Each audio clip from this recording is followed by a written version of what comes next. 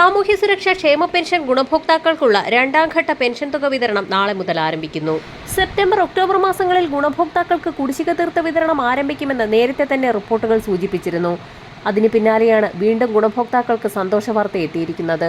സാമൂഹ്യ സുരക്ഷാ ക്ഷേമനിധി പെൻഷൻ ഗുണഭോക്താക്കൾക്ക് പുറമെ കാലങ്ങളോളമായി പെൻഷൻ തുക കുടിശ്ശികയായി കിടക്കുന്ന കെട്ടിട നിർമ്മാണ മേഖലകളിൽ ഉൾപ്പെടെയുള്ള ആനുകൂല്യ വിതരണമാണ് സംസ്ഥാന ധനവകുപ്പിന്റെ ഭാഗത്തു നിന്നും ആരംഭിക്കുന്നത്. ഒക്ടോബർ മാസത്തിന് മുന്നോടിയായി ഗുണഭോക്താക്കൾക്ക് കുടിശ്ശിക ഉൾപ്പെടെയുള്ള ആനുകൂല്യങ്ങൾ എത്തിച്ചേരുമ്പോൾ സർക്കാർ നിശ്ചയിച്ചിട്ടുള്ള സമയപരിധിക്കുള്ളിൽ നിർബന്ധിത സർട്ടിഫിക്കറ്റുകൾ സമർപ്പിച്ചവർക്കും വാർഷിക മസ്റ്ററിംഗ് പൂർത്തിയാക്കിയവർക്കും അക്കൗണ്ടുകളിലേക്കും കൈകളിലേക്കും 3200 രൂപ വരെ എത്തിച്ചേരും. എന്നാൽ പുതിയതായി പെൻഷൻ അപേക്ഷിച്ചിട്ടുള്ള ഗുണഭോക്താക്കൾക്കും പെൻഷൻ ഗുണഭോക്താവ് മരണപ്പെട്ട പെൻഷൻകാരുടെ ആശ്രിതർക്കും കുടിശ്ശിക തുകയ്ക്ക് അർഹതയുണ്ടായിരിക്കുന്നതല്ല. ശേഷിക്കുന്ന കുടിശ്ശിക പെൻഷൻ തുകയും വർദ്ധിപ്പിച്ച പെൻഷൻ തുകയും ഏറ്റവും പുതിയ വിതരണ ലിസ്റ്റിന്റെ അടിസ്ഥാനത്തിൽ വിതരണം ആരംഭിക്കുമ്പോൾ വലിയൊരു വിഭാഗം അനർഹരെ കണ്ടെത്തി ഒഴിവാക്കൽ നടപടി ആരംഭിച്ചു. നടപടി ആരംഭിച്ചതിന്റെ ഭാഗമായി കൊച്ചി, പെരുമ്പാവൂർ, വെങ്ങോലയിൽ അനർഹമായി വാർദ്ധക്യകാല പെൻഷൻ കൈപ്പറ്റിയ ആളുകൾക്കെതിരെ പലിശ സഹിതം തിരിച്ചടയ്ക്കൽ നോട്ടീസ് നൽകി കഴിഞ്ഞു. മാനദണ്ഡങ്ങൾ ലംഘിച്ച് 84,600 രൂപ കൈപ്പറ്റിയെന്നാണ് കണ്ടെത്തിയിരിക്കുന്നത്.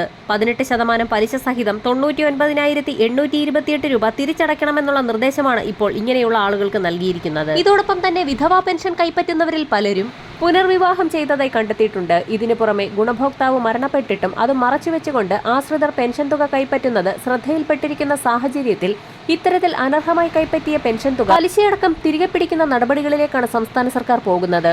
സെപ്റ്റംബർ മാസത്തിലെ പെൻഷൻ വിതരണം സജീവമായ സാഹചര്യത്തിൽ ക്ഷേമനിധി ബോർഡുകൾ വഴി സർക്കാർ സഹായത്തോടുകൂടി പെൻഷൻ വിതരണം ചെയ്യുന്ന വിവിധ മേഖലകളിലുള്ള ഗുണഭോക്താക്കളിൽ 8 ലക്ഷത്തോളം വരുന്ന ആളുകളിൽ പല ആളുകൾക്കും 1600 രൂപ വീതം എത്തിച്ചേരാത്തതായുണ്ട്.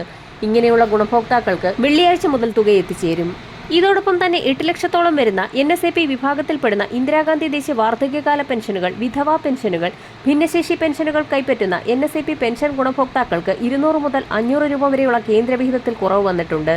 ഇത്തരത്തിലുള്ള പെൻഷൻ ഗുണഭോക്താക്കൾക്ക് തുക വിതരണം ചെയ്യുന്നതിലേക്കായി സംസ്ഥാനം മുൻകൂർ അടിസ്ഥാനത്തിൽ പണം അനുവദിച്ചിട്ടുണ്ടെങ്കിൽ പോലും ഒട്ടുമിക്ക ഗുണഭോക്താക്കൾക്കും 1200, 1400 എന്നിങ്ങനെയാണ് തുക എത്തിച്ചേർന്നിട്ടുള്ളത്. ഇങ്ങനെയുള്ള ആളുകൾക്കും വരും ദിവസങ്ങളിൽ തന്നെ വിതരണം പൂർത്തിയാക്കും. മസ്റ്ററിംഗ് ഉൾപ്പെടെയുള്ള സർക്കാർ മാനദണ്ഡങ്ങൾ വിജയകരമായി പൂർത്തിയാക്കിയ ഗുണഭോക്താക്കൾക്ക് വരാൻ പോകുന്ന തദ്ദേശീയ തിരഞ്ഞെടുപ്പുകൾ കൂടി കണക്കിലെടുത്തുകൊണ്ട് ഒക്ടോബർ മാസത്തോടുകൂടി കുടിശ്ശിക തീർത്ത് വിതരണം ആരംഭിക്കുമ്പോൾ ഓരോ ഗുണഭോക്താവിനും 3200 രൂപ വീതം എത്തിച്ചേരും. വരും ദിവസങ്ങളിലെ സർക്കാർ അറിയിപ്പുകൾക്കായി ചാനൽ സബ്സ്ക്രൈബ് ചെയ്യാൻ മറക്കാതിരിക്കുക.